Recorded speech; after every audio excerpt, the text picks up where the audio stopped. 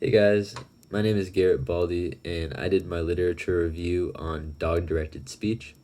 And if you guys don't know what that is, dog directed speech is basically the way that us humans address our dogs in the higher tone, higher pitch voice. Um, and this originated because of a social norm that it was like a false idea that speaking to them like this would give them happiness. And although that's not the case, there are benefits to it. So, we didn't really figure out about this until recently, and it all started off with testing infant directed speech first, which is basically the same thing, just when you're talking to babies. So it was tested between a baby and their parent, and like the way that they spoke to them in the higher tone, higher pitch voice compared to just normal voice. And um, when speaking to the baby in the higher pitch voice, the bond between the parent and the child was strengthened significantly, and so they tested it with puppies, and the same result came out between the owner and the puppy. And so um, they kept doing tests to see the extent of how important this is. So they tested it with stress as well. So they put a puppy in a stressful environment in like a room, and then there was a speaker in the room that would play their owner's voice in a dog directed speech way, in a higher pitch way, and a normal way.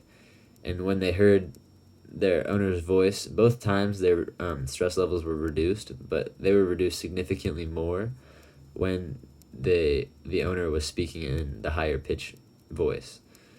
So there are a lot of different studies about this. I have an example of a YouTube video that talks about the importance of what you actually say as opposed to just saying whatever. And so I'll show it to you right now.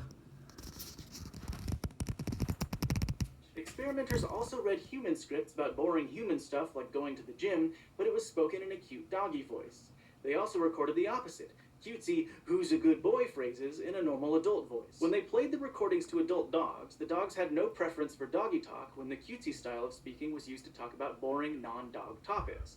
Apparently, the doggy words mattered too when it came to getting their attention. And dog-directed speech might have another function too. So basically, what he was saying there is that it does matter what you say to them. You can't just say like whatever you want in like the higher pitched voice and expect them to like follow it.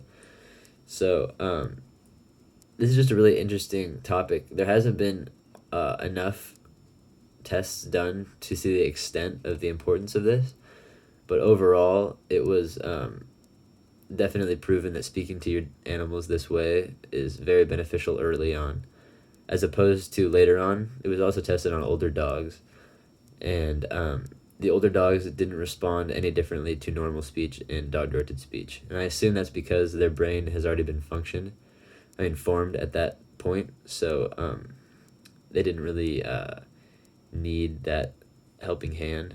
But anyway, overall, I thought this was a really interesting topic, and I hope you guys did too. And that was my project. All right, guys. See ya.